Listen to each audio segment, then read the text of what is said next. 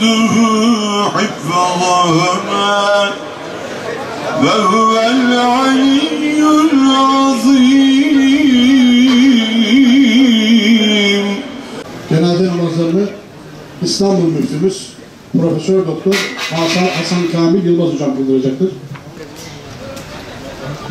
Allahu Ekber.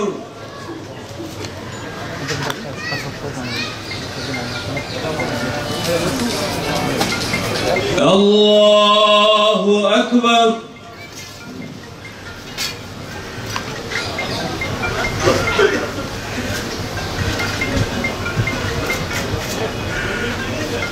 Allahu Ekber.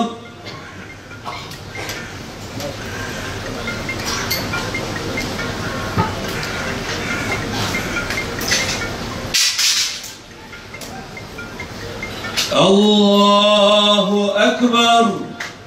Esselamu Aleyküm ve Rahmetullah. Esselamu Aleyküm ve Rahmetullah. Haklarınızı helal ediniz. Haklarınızı helal ediniz. Allah Teala Hazretleri hem bu üstü şehadetinizi hem helallıklarınızı kabul eylesin ve kardeşlerimizin yolculuğunu mübarek eylesin. Allah Teala kabir rahatlığı ihsan eylesin. Değerli kardeşlerim, gerçekten hüzünlüyüz. Duygu yüklüyüz. Kardeş Mısır Cumhuriyeti'nin başında seçilmiş bir devlet reisi olarak görev yapmaktayken askeri bir darbeyle makamından uzaklaştırılan ve pek çok şehit verilerek hapse atılan, zulme maruz bırakılan değerli bir büyüğümüzün, bir devlet büyüğünün, Muhammed Mursi'nin şehiden Rabbına kavuşmuş olmasının hüznünü birlikte yaşıyoruz.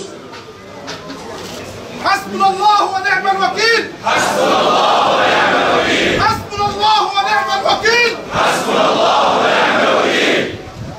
Ni'mel Mevla ve ni'mel nasir.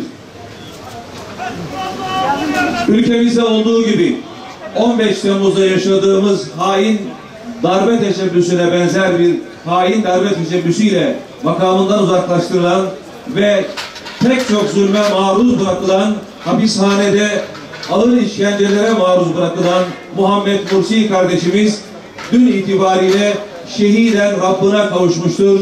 Biz onun devletine, milletine, halkına hizmet eden güzel bir devlet başkanı olduğuna şahitlik ediyoruz ve bu inancımızı teyit ile bugün burada İstanbul'da bulunan Türk milleti olarak ve Mısırlı kardeşlerimizle, Filistinli kardeşlerimizle birlikte onun gıyabi cenaze namazını kıldık.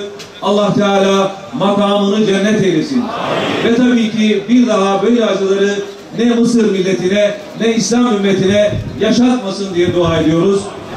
وأبدله دارا خيرا من داره وأهلا خيرا من أهله وزوجا خيرا من زوجه اللهم تجاوز عن سيئاته وتقبله في الصالحين وارفع درجته في المهديين واخلفه في عقبه الغافلين اللهم نقيه من خطاياه كما ينقى الثوب الأبيض من الدنس اللهم اغسله من خطاياه بالثلج والماء والبرد اللهم تجاوز عن سيئاته وتقبله في الصالحين اللهم اجعل قبره روضة من رياض الجنة الخيرة الأبرار اللهم اجمعه بهم يا أرحم الراحمين واجمعه برسولك صلى الله عليه وسلم وبالمهاجرين والأنصار اللهم طهر المسجد الأقصى من رجس اليهود وأخرجه منه صاغرين مهزومين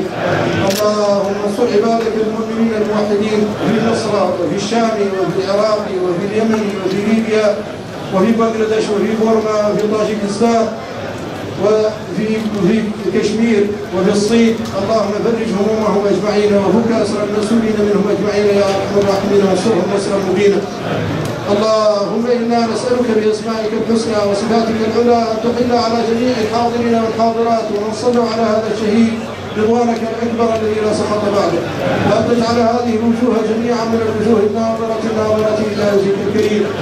اللهم اغفر لجميع الحاضرين والحاضرات والسامعين والسامعات. İnna lillahi ve inna ileyhi raciun.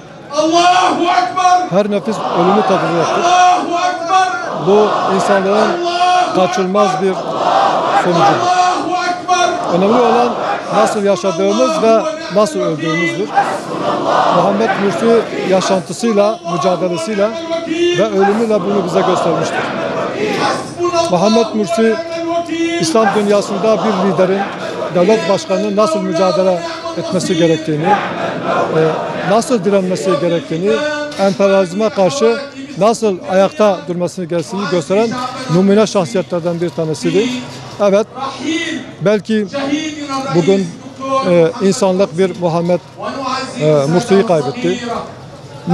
Ama Muhammed Mursi bu mücadelenin karşılığında inşallah cennetle bunun mükafatını almış bulunuyor.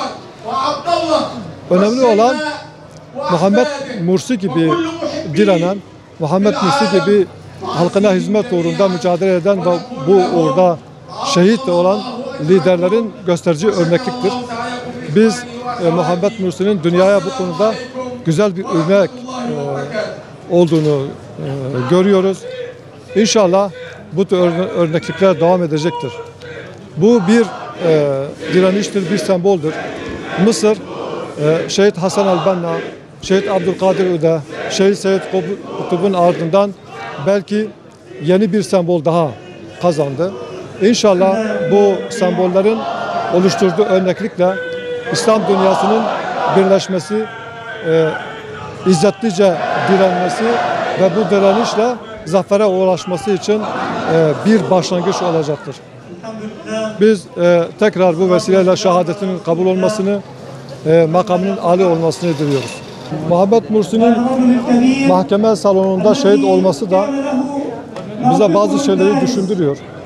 Birkaç gün öncesinden ailesinin yapmış olduğu bir açıklama vardı. Şehit Muhammed Mursi'nin yavaş yavaş zehirlendiği yönünde haberler vardı. Mahkeme salonunda bu şekilde şehit olması bu konudaki ihtimalleri artırıyor. Biz bunun bir cinayet olduğunu düşünüyoruz. Bu konunun mutlaka açıklığa kavuşması lazım.